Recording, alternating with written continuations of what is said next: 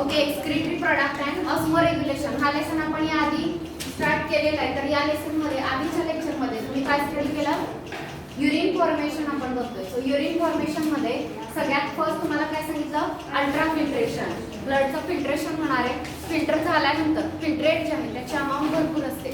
So त्याच्यामधल्या काही गोष्टी रिॲब्झॉर्ब केल्या जातात. सो नेक्स्ट इम्पॉर्टंट पार्ट होता सिलेक्टिव्ह रिॲब्झॉर्प्शन आणि थोडाफार रोल कशात होता? Tubular secretion. सो तिन्ही पॉईंट आपले बऱ्यापैकी झालेले आहेत. सगळ्यांना इथपर्यंत क्लिअर आहे? मी तुम्हाला आधी सांगितल्याप्रमाणे अल्ट्रा फिल्ट्रेशन वरती फिल्ट्रेशन का होतंय त्याचे दोन रिझन तुम्हाला माहिती पाहिजे. एक रिझन काय सांगितलं? का फिल्टर होईल?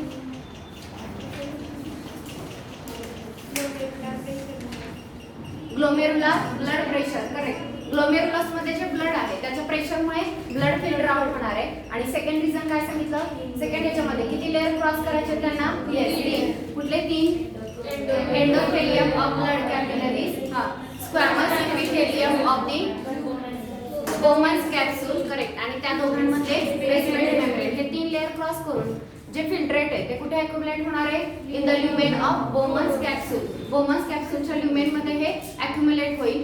ओके. त्यानंतर हे जे फिल्ट्रेट आहे ते फिल्ट्रेट पुढे पास होईल. सो हे आपण अल्ट्रा फिल्ट्रेशन मध्ये बघितलं.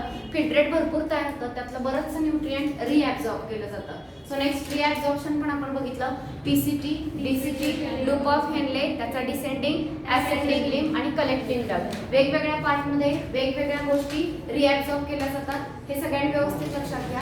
आणि रिॲब्झॉर्प्शन जे आहे ते वेगवेगळ्या मेथडने होतं. पॅसिव्ह, त्यानंतर ऍक्टिव्ह आणि पॅसिव्ह ऍक्टिव्ह नंतर नेक्स्ट कुठलं सांगितलं?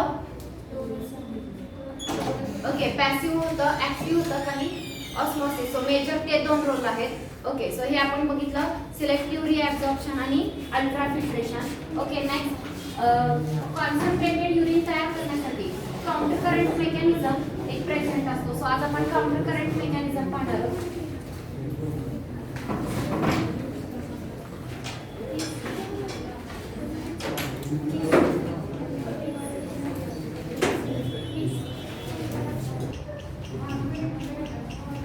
सो कॉन्सन्ट्रेटेड युरिन ॲनिमल मध्ये, ह्युमन बिंग मध्ये कॉन्सन्ट्रेटेड युरिन तयार करण्याची ॲबिलिटी आहे. आपण कॉन्सन्ट्रेटेड युरिन तयार करू शकतो. आणि हे कॉन्सन्ट्रेटेड युरिन तयार करण्यासाठी आपल्या बॉडीमध्ये एक स्पेशल काउंटर करंट मेकॅनिझम जो आहे तो असतो. सो काउंटर करंट मेकॅनिझम हा सुद्धा युरिन फॉर्मेशन मधला एक इम्पॉर्टंट पार्ट आहे. सो हा मेकॅनिझम सगळ्यांनी व्यवस्थित समजून घ्यायचा आहे. So next is counter current mechanism.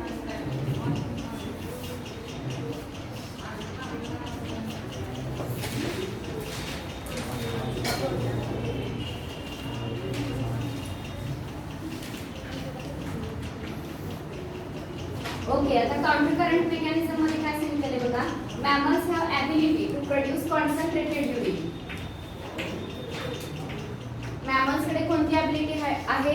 Mammals have ability to produce yes concentrated urine. आपण कॉन्सन्ट्रेटेड युरिन प्रोड्यूस करू शकतो. कॉन्सन्ट्रेटेड युरिन प्रोड्यूस करण्याची आपल्याकडे ॲबिलिटी आहे. ओके. मग आता हे जे कॉन्सन्ट्रेटेड युरिन आहे तर हे प्रोड्यूस करण्यासाठी Henle's loop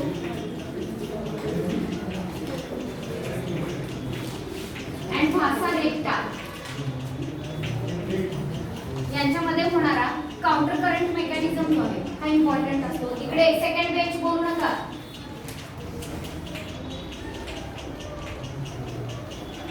counter current mechanism जो आहे हा इम्पॉर्टंट आहे. ओके. आता सगळ्यात पहिली गोष्ट हेनलेस लूप सगळ्यांना माहिती आहे. हेनलेस लूप मध्ये यू शेप जो नेफ्रॉनचा पार्ट आहे तर या पार्टला आपण काय म्हणतोय? Henle's loop. So Henle's loop short आहे की लॉंग आहे त्या बेसिस वरती आपण किती टाइप बघितले नेफ्रॉनचे? 2. कॉर्टिकल नेफ्रॉन आणि जक्स्ट्रा मेड्युलरी नेफ्रॉन. जवळपास 80% नेफ्रॉन हे कॉर्टिकल नेफ्रॉनच असतात. 21% जक्स्ट्रा मेड्युलरी नेफ्रॉन आहे. म्हणजे ज्यांचा लूप ऑफ हेनले कसा आहे? लॉंग आहे. आणि लॉंग असल्यामुळे काय होतं? हा तो मेडुला पर्यंत पोहोचतो. हा कॉर्टेक्स आहे. ऍक्च्युली नेफ्रॉनचा मोस्ट ऑफ दी पार्ट कुठे असतो? कॉर्टेक्स मध्ये. पण ज्यांचा लूप ऑफ हेनले लॉंग आहे तो कुठे जाणार आहे? मेडुला मध्ये जाणार आहे. सो त्या नेफ्रॉनच्या बाबतीत आपण बोलतोय.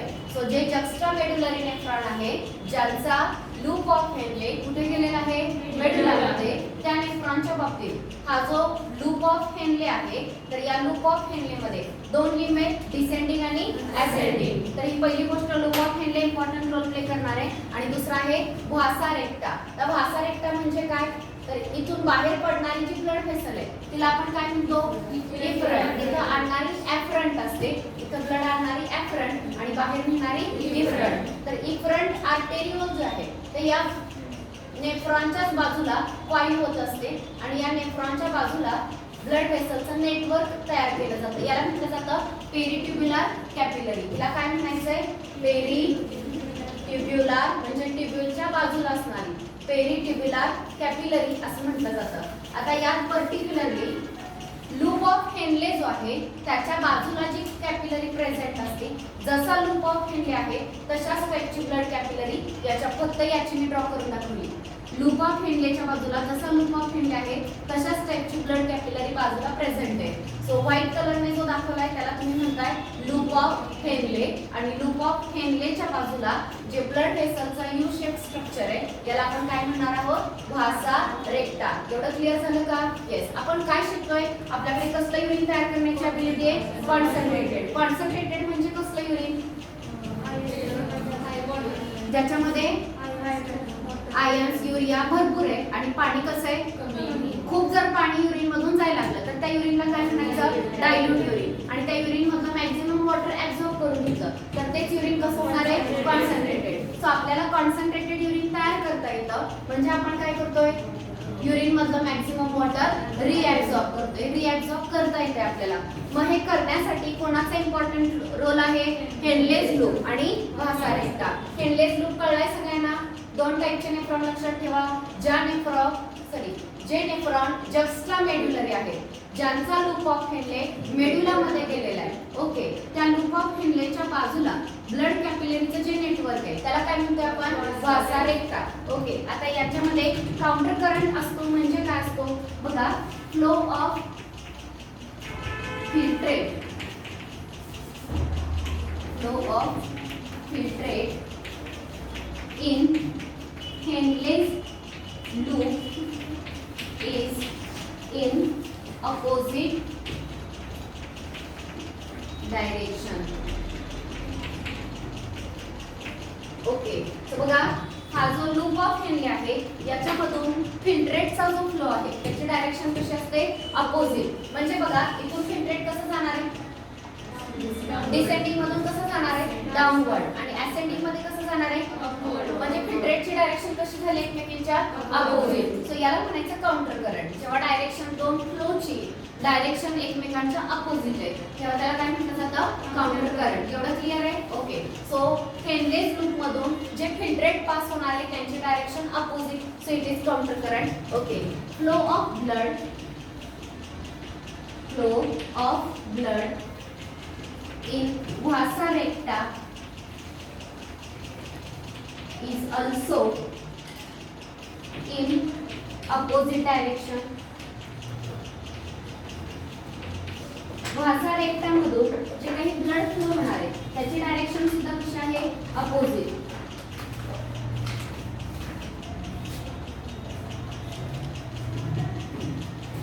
सो हा भासा रेक्टा आहे. या भासा रेक्टा मधून काय फ्लो होणार आहे? ब्लड. सो ब्लडची जी डायरेक्शन आहे, सपोज याच्यामध्ये ब्लड डाऊनवर्ड डिरेक्शनने चाललेला असेल तर याच्यामध्ये ब्लड कसं जाणार आहे? अपवर्ड. सो या ब्लडची डायरेक्शन कशी झाली? एकमेकींच्या अपोजिट. आणि अजून एक काउंटर करंट आहे. Flow of blood and filtrate is also in counter current direction. Counter current direction. Okay. आता इथं चेक करा. इथं ब्लड कुठे चाललंय? आणि फिल्ट्रेट म्हणजे ह्या दोघांची डायरेक्शन कशी झाली? Counter current. इथे चेक करा. इथं ब्लड कुठे चाललंय? डाऊनवर्ड. आणि फिल्ट्रेट म्हणजे ही डायरेक्शन कशी झाली? अपोजिट. Counter current. सगळ्यांना कळलं? सो किती फ्लो एकमेकांच्या काउंटर करंट आहे? एक फिल्ट्रेट काउंटर करंट मध्ये आहे, दोन ब्लड दोन्ही लिंब मधलं काउंटर करंट मध्ये, आणि ब्लड आणि फिल्ट्रेट सुद्धा एकमेकांशी काउंटर करंट मध्ये. आता हा जो काउंटर करंट आहे हा कशासाठी युजफुल आहे? Okay, so this counter current help to maintain counter current help to maintain increasing osmolarity in medulla. ओके, बुक मध्ये जी डायग्राम दिलेली आहे तर त्या डायग्राम मध्ये अशा दोन डॉटेड लाईन ड्रॉ केलेल्या आहेत आणि त्या डॉटेड लाईनच्या मध्ये इकडे जो आहे तो नेफ्रॉनचा बोमन्स कॅप्सूल दाखवलेला आहे. नेक्स्ट त्याच्यापासून स्टार्ट होणार हे जे आहे ते वरती जो आहे तो इथं पीसीटी आणि तिथून लगेचच मला जास्त जागा नाहीये सो इथं जो आहे तो प्रॉक्सिमल कॉन्व्होल्युटेड ट्यूब्यूल, इथून जो स्टार्ट झाला तो काय आहे? लूप ऑफ हेनले, आणि मग इकडे काय असणार आहे? डीसीटी. सगळ्यांना कळलं? तर ह्या ज्या दोन लाईन ड्रॉ केल्या इथं नेम काय दिलेले बघा? आउटर, याला नेम दिलेला आहे आउटर मेडुला, आणि इथं नाव दिलेलं आहे इनर मेडुला, आणि याच्या बाहेर या लाईनच्या बाहेर इथे काय असणार आहे? येस, सो कॉर्टेक्स मध्ये बोमन्स कॅप्सूल आहे, पीसीटी आहे, डीसीटी आहे. लूप ऑफ हेनले कुठे आलाय? मेडुला मध्ये आलेलं आहे. हे कळलं का सगळ्यांना? येस. आता मेडुला मध्ये ऑस्मोलॅरिटी चेक करा. या बाजूला काही आकडे दिलेले आहेत. सो इथं दिलेले 300 मोल ऑस्मॉल पर लिटर. येस, मोल ऑस्मॉल पर लिटर. 300 नंतर नेक्स्ट दिलेले आहे 600 मोल ऑस्मॉल पर लिटर. ओके, त्यानंतर 600 नंतर नेक्स्ट दिलेला आहे 900 आणि त्यानंतर दिलेले 1200. काय झाली आहे? ऑस्मोलॅरिटी जसं कॉर्टेक्स कडून आत आत चाललाय तशी ऑस्मोलॅरिटी काय व्हायला लागली?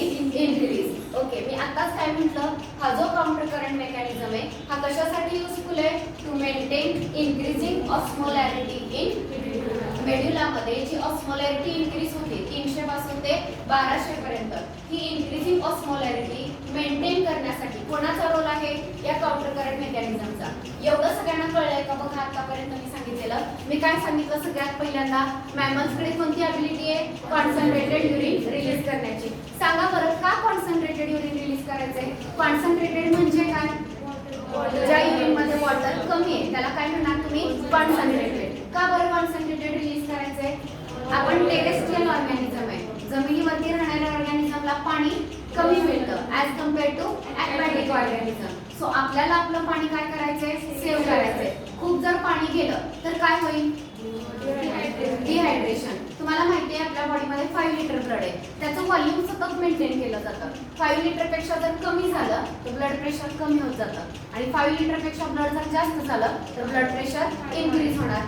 ब्लड मध्ये जवळपास 90% वॉटर आहे. ओके, मग आता एवढं जर वॉटर आहे ब्लड मध्ये, मग त्या वॉटरचीच लेवल कोण रेग्युलेट करते? किडनी. जर एक्स्ट्रा वॉटर झालं ब्लड मध्ये, ब्लडचं व्हॉल्यूम जर जास्त झालं तर एक्सेस वॉटर कुठून घालवलं जाईल? बॉडीच्या बाहेर युरिन मधून घालवलं जाईल, आणि जर कमी झालं वॉटर तर फिल्ट्रेट मधून ऍब्सॉर्ब केलं जाईल. आता ते कसं ठरवतात की काय करायचंय? त्याचा मेकॅनिझम पुढे पाहणार. सध्या एवढंच लक्षात घ्या, आपल्याकडे ही ॲबिलिटी आहे की आपण कॉन्सन्ट्रेटेड युरिन तयार करतो, आपलं वॉटर आपण सेव्ह करतो. एवढं कळलं का? ओके, ही फक्त मॅमल्सकडे ॲबिलिटी आहे. नेक्स्ट बघा, ह्याच्यासाठी कोणते दोन युजफुल असतात ऑर्गन? हेनलेस लूप आणि वासा रेक्टा. कोणाचा हेनलेस लूप तुम्हाला डायग्राम वरून कळलं असेल? कोणाचा? जस्ट्रा मेडुलरी नेफ्रॉनचा. ओके, हेनलेस लूप मध्ये फिल्ट्रेटचा फ्लो कसा आहे? एकमेकांच्या एका डाऊनवर्ड दुसऱ्यामध्ये अपवर्ड, याला म्हणायचं काउंटर करंट. वासा रेक्टामध्ये ब्लड फ्लो कसा आहे? Opposite, so it is counter current. वासा रेक्टा मधलं ब्लड आणि फिल्ट्रेट हे कसं आहे? एकमेकांच्या opposite, so it is also counter current. तर हा जो सगळा काउंटर करंट मेकॅनिझम आहे वासा रेक्टा आणि हेनलेस लूप मध्ये, तर हा काउंटर करंट कशासाठी हेल्पफुल आहे? मेडुला मधली ऑस्मोलॅरिटी, इन्क्रीजिंग ऑस्मोलॅरिटी मेंटेन करण्यासाठी. हा कसा असणार आहे? युजफुल. सगळ्यांना एवढं कळलंय का? ओके, सो त्याच्यासाठी तो युजफुल ठरणार आहे. वासा रेक्टा म्हणजे काय कळलं? काय वासा रेक्टा? लूप ऑफ हेनलेच्या बाजूला असणारी ब्लड कॅपिलरी, तिला काय म्हटलेलं आहे? वासा रेक्टा. ती लूप ऑफ हेनले सारखीच आहे. ओके, मग आता ही कशी नक्की काम करते ते बघा.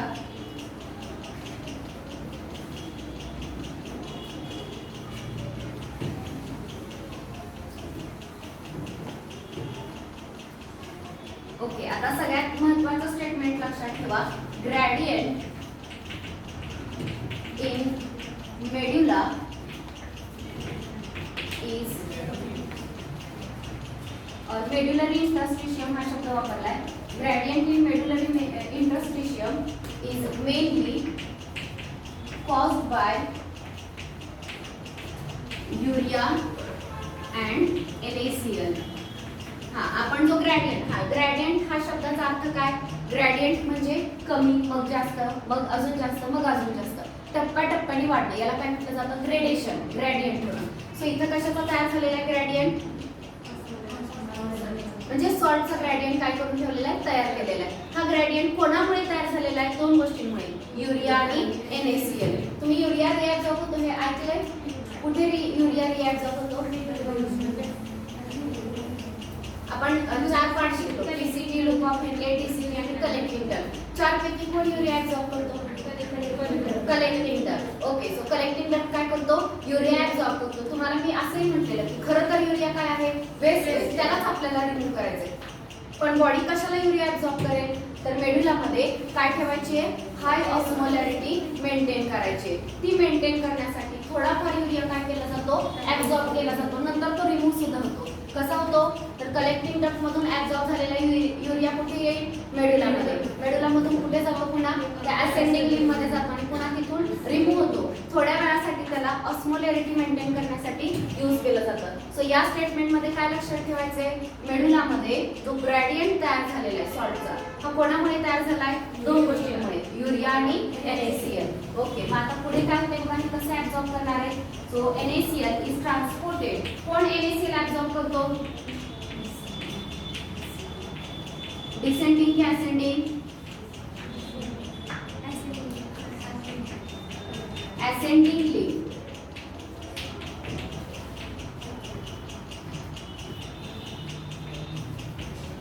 Henle's loop, ascending limb of Henle's loop. Henle's loop जो आहे त्याचा असेंडिंग लिंक NaCl ऍब्सॉर्ब करेल. Next, this is exchange with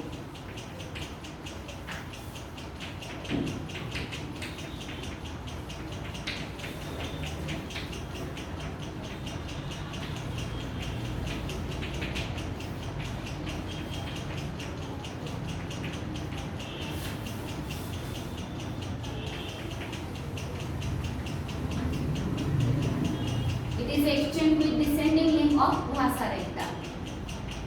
okay, मग हा व्हासा रेक्टा मधून डिसेंडिंग लिंक मधून कुठे जाणार आहे, तो असेंडिंग मध्ये.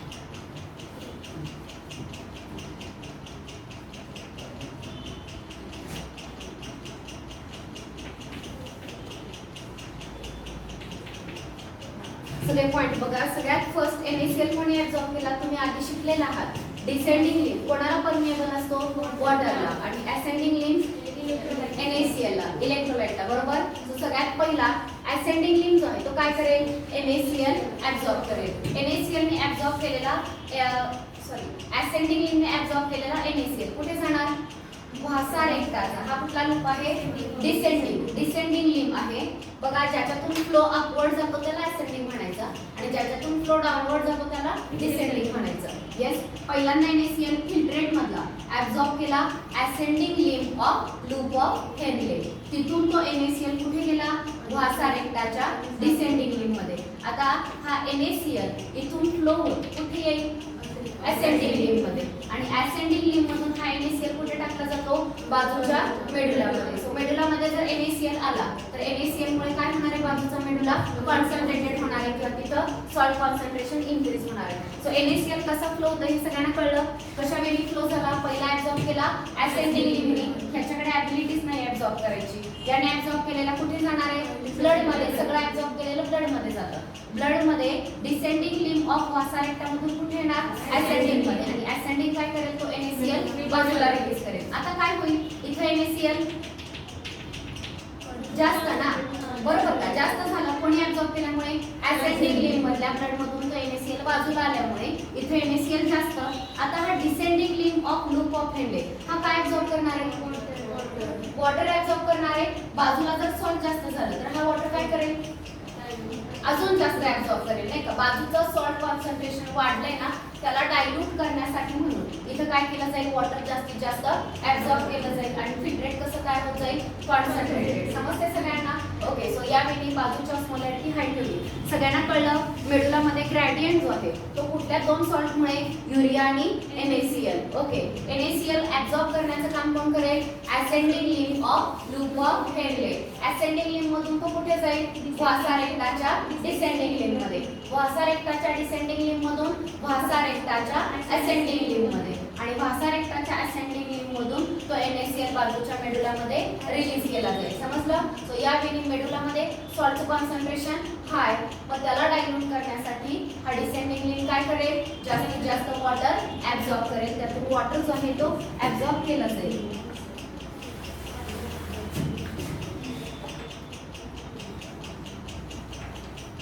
स्मॉल अमाउंट ऑफ युरिया तुम्हाला माहिती आहे.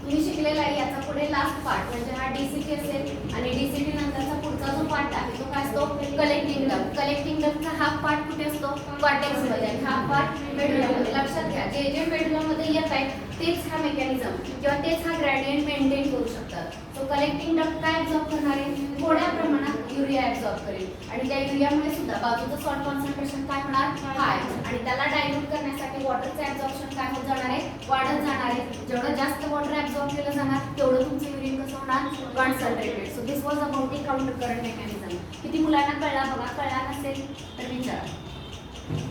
हा इम्पॉर्टंट पॉइंट आहे काउंटर करंट. आणि इथून पुढचा जो रेग्युलेशनचा पॉइंट आहे तो सुद्धा महत्त्वाचा आहे. सगळ्यांनी हा समजून घ्या. काउंटर करंट मध्ये मी काय काय सांगितलं, पहिल्यांदा मीनिंग सांगितलं की काउंटर करंट म्हणजे काय. सगळ्यात महत्त्वाचं, काउंटर करंट कशासाठी आहे, कोणीतरी सांगितलं काय, युरिन कॉन्सन्ट्रेटेड तयार करण्यासाठी. हा काउंटर करंट मेकॅनिझम आहे. काउंटर करंट म्हणजे काय, अपोजिट डायरेक्शन. कुठल्या तरी फ्लोची अपोजिट डायरेक्शन. कुठल्या फ्लोची डायरेक्शन अपोजिट असते, फिल्ट्रेटची डायरेक्शन कशी आहे, अपोजिट. वासा रेक्टामध्ये ब्लडची डायरेक्शन अपोजिट. ब्लड आणि फिल्ट्रेटची डायरेक्शन सुद्धा अपोजिट. सो एवढं सगळं काउंटर करंट असल्यामुळे फायदा काय होतो, फ्लो जर अपोजिट असेल तर त्याच्यामध्ये ऍब्सॉर्प्शन कसं होतं, जास्त होतं अपोजिट फ्लोमुळे. तुम्ही फिश बघा, फिश मध्ये गिल्स जे असतात त्या गिल्सच्या इथं ब्लड येतं आणि गिल्स मध्ये पाणी पण जाणार आहे. त्यातून ऑक्सिजन, गिल्स मधल्या पाण्यामधलं ऑक्सिजन ब्लड मध्ये जाणार आहे. सो ब्लड जर असं फ्लो होत असेल तर वॉटर असं आत घेतलं जातं. सो काउंटर करंट तिथं पण ठेवतात. काउंटर करंटमुळे मॅक्झिमम ऑक्सिजन ब्लड मध्ये डिसॉल्व होतो. तेच इथं केलेलं आहे. सो काउंटर करंटचं मीनिंग पहिलं कळलं. येस, मेडुलामध्ये कशाचा ग्रेडियंट आहे, सॉल्टचा. कितीपासून कितीपर्यंत, नंबर लक्षात ठेवा, 300 ते 1200 मिली ऑस्मॉल पर लिटर. ओके. हा ग्रेडियंट दोन सॉल्टमुळे, कुठल्या दोन, युरिया आणि NaCl. पहिला NaCl सांगितला की कसा ऍब्सॉर्ब होतो. पहिला कोणी ऍब्सॉर्ब केला, असेंडिंग लिम्फ ऑफ, सगळ्यांनी आन्सर द्यायचे, ज्यांना कळलंय. Ascending limb of loop of Henle. Ascending limb of loop of Henle मधून कुठे जाईल, descending limb of vasa recta. Vasa रेक्टाच्या डिसेंडिंग लिम्फ मध्ये. इथून तो फ्लो कुठे येईल, ascending limb of vasa recta. आणि ascending limb of vasa recta त्याला कुठे पाठवते, मेडुलामध्ये पाठवते. सो सॉल्ट कॉन्सन्ट्रेशन काय झालं, इन्क्रीज. आणि अजून एक आहे कॉर्टेक्स, मेडुलामध्ये अजून कोण येऊ शकतो, कलेक्टिंग डक्ट येऊ शकतो. कलेक्टिंग डक्ट NaCl ने ऍब्सॉर्ब करत, पण तू काय ऍब्सॉर्ब करतो, युरिया. आणि युरियाने बाजूचं कॉन्सन्ट्रेशन हाय केलं जातं. पुन्हा शेवटचा क्वेश्चन की युरिया तर बेस्ट आहे, त्यालाच आपल्याला रिमूव्ह करायचं आहे. सो इथे ऍब्सॉर्ब झालेला युरिया पुन्हा हे असेंडिंग लिंबच्या आतमध्ये येतो आणि इथून पुन्हा बॉडीच्या बाहेर रिलीज करता येतो. सो थोड्या वेळासाठी आपल्याला जेवढी गरज आहे तेवढा स्मॉल अमाऊंटमध्ये युरिया आपण ऑस्मोलॅरिटी मेंटेन करण्यासाठी वापरतो. So this is about counter current mechanism. आता याच्यामध्ये okay, first is anti diuretic hormone. मी तुम्हाला नेमचं पहिल्यांदा मिनिंग सांगते. अँटी म्हणजे अपोजिट, डायुरेटिक, डायुरेटिक हा डाययुरेसिस पासून आलेला आहे. डाययुरेसिसचा अर्थ होतो डायल्यूट युरिन. डाययुरेसिसचा अर्थ काय? Dilute urine. ओके, तर हा एक हार्मोन आहे जो कसलं युरिन नाही जाऊ देणार. अँटी म्हणजे अपोजिट आहे. ओके, कोणाच्या अपोजिट आहे? डायल्यूट युरिनच्या अपोजिट आहे. म्हणजे तो काय नाही करणार? डायल्यूट युरिन बॉडीच्या बाहेर जाऊ देणार नाही. म्हणजे कसला जाऊ देणार? कॉन्सन्ट्रेटेड जाऊ देणार. समजलं? सो इन शॉर्ट एडीएच मध्ये काय होणार आहे? युरिन कॉन्सन्ट्रेट होणार आहे. कसं होणार आहे तर ते आपण बघूया. तो सगळ्यात फर्स्ट एडीएच जो आहे it is secreted by pituitary ग्लॅंड.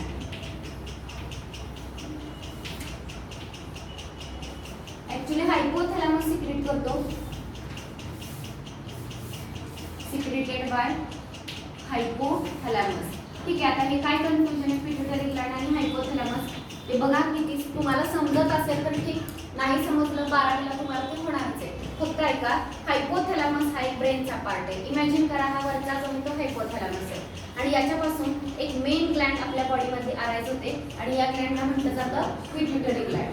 Pituitary ग्लँडचे दोन पार्ट असतात, ॲडेनोहायपोफायसिस, हायपोफायसिस, आणि हा जो पार्ट आहे याला म्हटलं जातं न्यूरोहायपोफायसिस. ठीक आहे, असे दोन पार्ट असतात. यातला ॲडेनोहायपोफायसिस खूप हार्मोन सिक्रेट करतो. म्हणजे ग्रोथ हार्मोन आहे, त्यानंतर थायरॉइड स्टिम्युलेटिंग हार्मोन आहे, ॲड्रेनोकॉर्टिकोट्रॉपिक हार्मोन आहे, तुम्ही 9वीत पण शिकलेलं आहे हे हार्मोन. फॉलिकल स्टिम्युलेटिंग हार्मोन आहे, ल्युटिनायझिंग हार्मोन, असे वेगवेगळे हार्मोन तो सिक्रेट करतो. हा जो न्यूरोहायपोफायसिस आहे 2 ते 3 हार्मोन सिक्रेट करतो. त्यातला एक आहे ऑक्सिटोसिन, बर्थ हार्मोन, त्याच्यामुळे बर्थ होते फिटसची. आणि दुसरा एक हार्मोन आहे एडीएच, आपला एडीएच. तर सिक्रेट कोणी केला ऍक्च्युली? पिट्यूटरी ग्लँडने. पण तसं नाहीये, त्याचं ऍक्च्युअल फॉर्मेशन म्हणजे तो हार्मोन तयार होतो हायपोथॅलॅमस मध्ये, तयार झाल्यानंतर तो स्टोअर होतो न्यूरोहायपोफायसिस मध्ये आणि नंतर न्यूरोहायपोफायसिस त्याला योग्य वेळी रिलीज करते. Okay, so in short actually तयार कोणी केलं आणि तो बाहेर रिलीज करण्याचं काम कोणी केलं? पिट्यूटरी ग्लँडच्या न्यूरोहायपोफायसिस. समजलं? म्हणून त्या ठिकाणी ते दोन्ही पण शब्द तुम्हाला नंतर समजतील. तर सध्या एवढं लक्षात घ्या, हा हार्मोन आहे आणि तो तयार कोणी केलेला आहे? हायपोथॅलॅमसने. दुसरा प्रश्न, हा हार्मोन कधी सिक्रेट होणार? सिक्रेशन कधी सुरू होणार? कसं कळणार? तर बघा, in our body there are osmo receptor.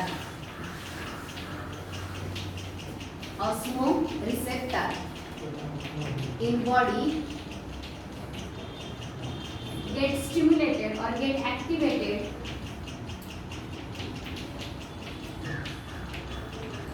due to changes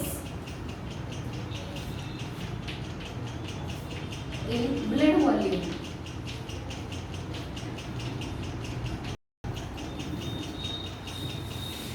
Body fluid volume and ionic concentration.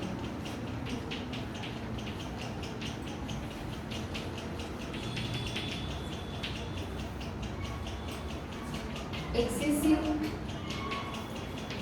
loss of fluid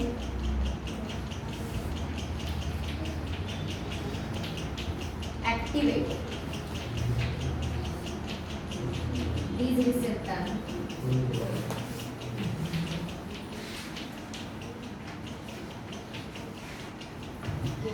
so anti diuretic hormone पहिला मी सांगितलं कोण सिक्रेट करतो?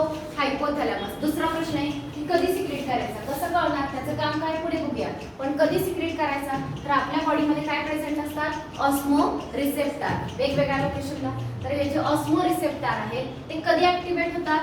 When there is change in blood volume. बघा, आपण kidney बद्दल आतापर्यंत शिकत होतो.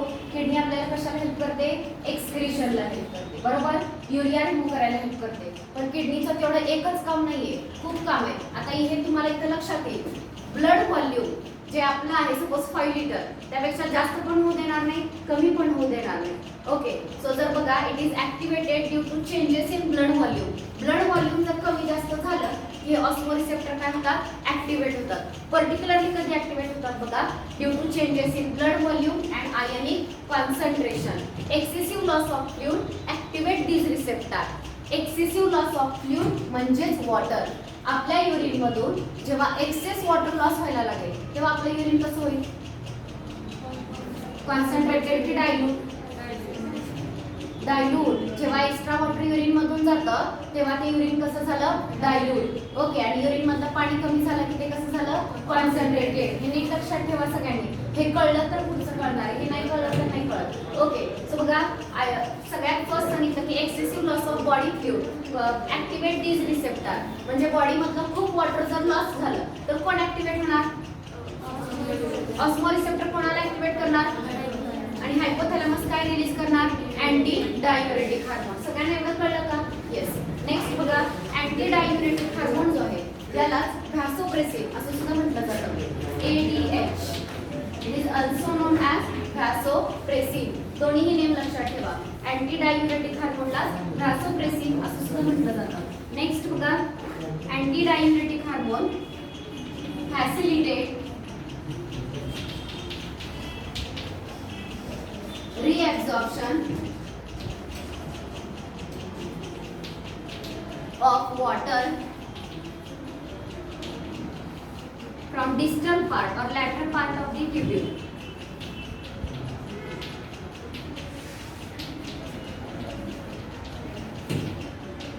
Lateral part म्हणजे in short collecting the शेवटचा पार्ट आहे ट्यूब्यूलचा. सो बघा, अँटी डायुरेटिक हार्मोन कधी सिक्रेट झाला, बॉडी मधलं खूप वॉटर लॉस व्हायला लागलं, ब्लड कमी व्हायला लागलं, वॉटर लॉस झालं युरिन मधून. युरिन कसं व्हायला लागलं, डायल्यूट. युरिन डायल्यूट झालं की ऑस्मोरिसेप्टर ऍक्टिव्हेट झाले. ऑस्मोरिसेप्टर ऍक्टिव्हेट झाले की त्यांनी कोणाला ऍक्टिव्हेट केलं, हायपोथॅलॅमस. जो ऍक्टिव्हेट झाला की काय रिलीज झालं, ADH. ADH काय करतो, ट्यूब्यूलचा जो लॅटर पार्ट आहे, ट्यूब्यूल म्हणजे आपलं हे नेफ्रॉन. नेफ्रॉनचा जो लॅटर पार्ट आहे म्हणजे शेवटचा जो पार्ट असतो, DCT किंवा कलेक्टिंग डक्ट, ह्यांची परमिएबिलिटी वाढवतो. पोर साईज काय करतो, इन्क्रीज. आणि याच्यामधून फिल्ट्रेट मधलं वॉटर जे आहे ते काय केलं जातं, मॅक्झिमम रिॲब्सॉर्ब केलं जातं. सो आधी युरिन कसं जात होतं, कसं जात होतं, डायल्यूट जात होतं, खूप पाणी जात होतं. आता काय झालं, त्या फिल्ट्रेट मधलं पाणी काय केलं, ऍब्सॉर्ब करून बॉडीमध्ये पुन्हा घेतलं. आणि आता युरिन कसं झालं, सगळ्यांना कळलं का? सो याच्यामुळे काय होणार, युरिन कॉन्सन्ट्रेटेड होणार. सो युरिन जेव्हा डायल्यूट व्हायला लागेल तेव्हा ती कॉन्सन्ट्रेट करण्यासाठी आपल्या बॉडीनं कोणता हार्मोन रिलीज केला, ADH. फायनली एकदा रिपीट करते, ADH चा फुल फॉर्म काय आहे, अँटी डायुरेटिक हार्मोन. डायुरेसिस म्हणजे काय, dilute urine. Anti diuretic hormone dilute urine जाऊ देत नाही. ओके, हा सिक्रेट कोण करतो, हायपोथॅलॅमस. अँटी डायुरेटिकचा अदर नेम काय आहे, व्हॅसोप्रेसिन. ओके, हा जो हार्मोन आहे तो सिक्रेट कधी करायचा, जेव्हा बॉडी मधलं वॉटर खूप लॉस व्हायला लागतं युरिन मधून, तेव्हा कोण स्टिम्युलेट होतात, बॉडी मध्ये ऑस्मोरिसेप्टर. ऑस्मोरिसेप्टर स्टिम्युलेट झाले ते कोणाला स्टिम्युलेट करतात, हायपोथॅलॅमसला. आणि हायपोथॅलॅमस ऍक्टिव्हेट झाला की ADH रिलीज व्हायला सुरुवात होते. मग आता ADH काय करेल, कोणावरती काम करतो, later part of the tubule. ट्यूब्यूलचा शेवटचा जो पार्ट आहे नेफ्रॉनचा त्याच्यावरती काम करतो, परमिएबिलिटी वाढवतो. आणि फिल्ट्रेट मधून काय केलं जाईल, मॅक्झिमम वॉटर रिॲब्सॉर्ब केलं जाईल. सगळ्यांना कळलं का? सो या वेळी तुमचं युरिन आधी जे डायल्यूट जात होतं आता ते कसं झालं, कॉन्सन्ट्रेटेड झालं. सगळ्यांना मेकॅनिझम कळला. ओके, आता सिक्रेशन कधी सुरू झालं हे आपल्याला कळलं. Okay, increase in body fluid volume, increase in body fluid volume, decreases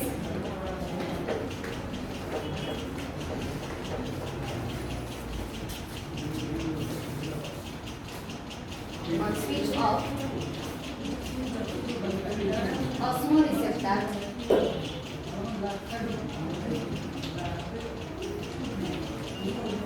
and release of ADH is stopped. हा, मी आधी तुम्हाला सांगितलं की ADH सिक्रेट व्हायला सुरुवात कधी झाली,